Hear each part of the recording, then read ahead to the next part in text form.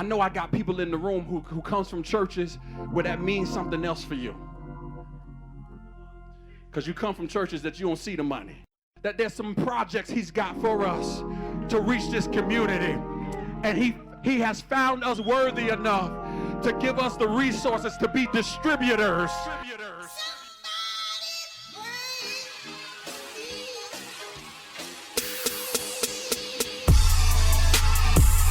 When I'm down in my soul and ain't got nowhere to go, instead of Georgia, pray for me, pray for me. Why don't you pray for me? Why don't you pray for me? Why don't you pray for me? With the Harriet Thugman Radio Show Hip Hop Highlights, and I am sitting here in the wonderful, wonderful presence of Dr. Valerie K. Brown. I know y'all always hear me talk about this book, The Miseducation of the Christian. Well, this is the author of this book, and not only is she the author, she's also the First Lady of the Mount. And if you are from Virginia, if you know anything about the Mount, if you ever been to that all-white party, you know that all-white party that they do at the Consecrations every year, every first of the year, where they're just blessing people. And this is one of the reasons why I wanted to have this interview, because there's a misconception, people. There's a misconception about church and money and prosperity and abundance and what God wants us to have for us. So this is one of the reasons why I wanted to interview Elder, because she's an expert. This book is amazing. So I just want to get into it. Thank you so much for taking the time to interview and talk with me today. I know you've been for wanting to come and talk to us. Not a problem. Now, I know that in 2002, that's when you first became ordained as an elder, and it's administration and license to preach the gospel. Yeah. So how did you feel when you first achieved that? Well, I feel like God had called me years even prior to that. But it's amazing how we wrestle with our call. And when you start talking about preaching the gospel, people want to put you in a box. And if you know anything about my writings and how I feel, I did not want to be boxed in with what was the traditional licensed and ordained minister. And not that I have anything against that, but our upbringing and our experience in the church has been more progressive as opposed to traditional.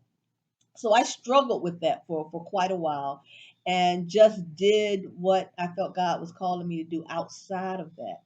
But in the church world and the church circle, they won't respect you as they should unless you have a license, and especially being a woman. Yes. And so I felt the need to move further and to get that license and then to seek that more in an official capacity. Oh, wow. That is awesome. And then I know in 2009, you became ordained as a minister of the gospel. Yes.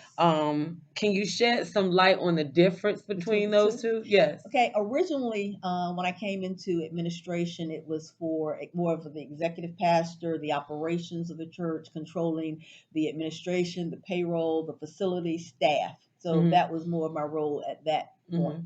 But as I began to get more and more involved in the ecclesiastical side of the house, and I saw that I had a call on my life as a strong teacher in the fivefold ministry, then I moved more into being actually ordained and being able to do weddings and funerals and actually preach. Even though I preached prior to getting ordained, but as a part of that licensing and ordination, I'm now, again, official with the state. So that I can now marry people. Oh, wow. And see, that's something great, because we don't, a lot of us don't know. A lot of people just grew up and your mama told you go to church. Right. Your grandma told you go to church, sit up, sit back, be quiet. We don't know, So it's good to know that. Now, my interest in you it varies from a wide range, because you are a phenomenal woman. You're a phenomenal woman, and I understand that you have a bachelor's of science in accounting. Yes. From VSU, and that you yes, and then that you also have a degree in management. Yes, business management from Case Western in Cleveland. Yes, I got a doctorate in business management. And see, listen, people, I wanted to bring this up because people figure mega churches not supposed to be wealthy or they're not supposed to. But if you were trained, if you went to school to learn how to manage Exactly. and finance some things, Correct. you know, Correct. wouldn't you use those skills that you learned and that you know went to school to study and put them in your church? That's one of the struggles that we have with church. I'm also a CPA. Mhm. I licensed in the state of Virginia, and I had my own practice for 15 years. And Mhm. I concentrated on churches and pastors and things like that. But when you transition into the church world, there is somewhere again this mindset that you're working for the Lord, yes, but then they add, so you do this for free or you do it for a salary less than what you would get in the world. And my Right. whole argument, obviously with finance being my background, shouldn't the church pay better? Yes. If the church is the standard for the world, then the church should be setting the standard for what salary should be if we Yes. say we value the positions and the gifting and the skills that God has given you. So when I made the transition, unfortunately or fortunately, whichever way we want to look at it, I still followed that paradigm. I came in for less than, what I really should have been getting in the world, but God has blessed. Yes. So that Yes. now we're at a point that we're able to pay, better than what the world should pay for Yes. comparable Yes. experience. And then not only that, I mean, you keep building and building and building. Pastor Georges was saying a couple of Sundays ago, he said you know that the thermometer that some churches have it ain't moved a bit. Not at all. And Been you building know and saving for years. they put a Absolutely. doorknob on the I church, know it. but not at the Mount. You have Chesapeake. We You have have two locations in Chesapeake. two locations in Chesapeake, Yes. a location in Elizabeth City, North Carolina. a location on the peninsula. Thank Yes. God, because I needed a cover when I moved to Newport News. Okay, Absolutely. and Absolutely. then now we have one in Charlotte. That is correct. So we are expanding Yes, we are. outside of this jurisdiction right here, and the gospel is being Absolutely. spread out. We are amazed every day that we even talk about this because it's clear that God has his hand on us and we're Yes. just trying to keep it right and continue to please God.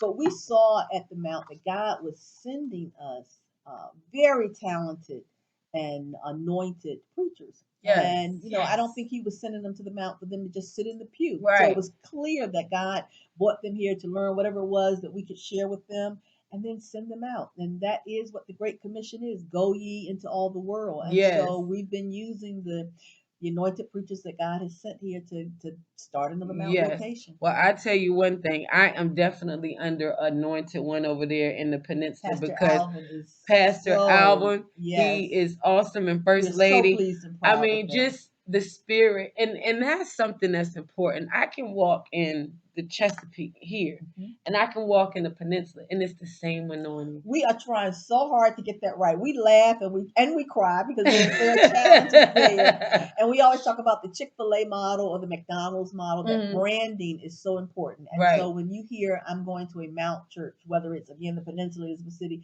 we want you to have that feeling. No different than if you go to McDonald's, whether it's here or on the Peninsula, that hamburger is going to be the same. Yes, yes. So we are trying very, very hard to brand the Mount. Awesome job, because I, like I said, I don't feel like I miss a beat over Very with good. Pastor, and and it's just because I'm close over that side. I moved it, and I was just like, oh, in my mind, the enemy first thing was like, oh, you gonna want to get up and drive way to Chesapeake though, because you're That's gonna want to right. hear Bishop. Absolutely. But then when I started going to Alva, Georgia, I just did not feel any different. I still felt the spirit of Bishop over there. Yeah, we really felt it was very important. All of our Mount site pastors, that's what we call them, have to come in-house here to Chesapeake for at least a year. So Pastor Alvin was with us for over 5 years. Oh, he talks about the children ministry. He started as youth pastor, absolutely. But we think that is what helps to embed the DNA and the branding, because Yes. they know how we operate, and then they're able to take that to their site and then duplicate it. So Yes. we really think that's important. Yes, that is. Now, one thing I noticed when I learned about your training is that it said that you were actually trained your school, because you went to, was it the Weatherhead? The Weatherhead School of Business. Yes, in and Cleveland. one of their alma matos was that they wanted to innovate and create a sustainable, valuable, and a good global citizen. Yes. Well, I want to say you have done an excellent job. Don't be proud to have you say that. No, I'm not just pulling her horn. I mean, tooting her horn because she's the pastor's wife, because we at the mount. No, you have to understand the amount of giving that I've seen this church do. What you have done is you have sparked something up in other people to give. I've been here, and I'm just going to say this. I've been here, and a young lady got up and told a testimony about her having cancer and her having to spend Yes. her son's college fund Yes. in Yes. order to be cancer free, to take care of her medical bills. And Yeah. she had basically, she spent all of her college fund. Well, just in telling that testimony, led Bishop to give, and then next thing you know, the entire Everybody congregation without being asked, and that, I'm telling you, that probably was a defining moment. I mean, I think that moment is just ingrained in everybody's mind of the generosity of the Mount Partners, because this was spontaneous. It was not pre-planned. Yes. And people literally just reached in their pockets. Yes. Her son was a senior at the time. Yes. To the point that we paid for all 4 years of his college education. And that's just when they just got up and gave when she was right there. Right there on the spot. 4 years worth Yes. of college, the congregation got up and gave. And he see, has graduated. So and we just, are, oh yes, man, and he yes, graduated. yes. And you see what I'm saying?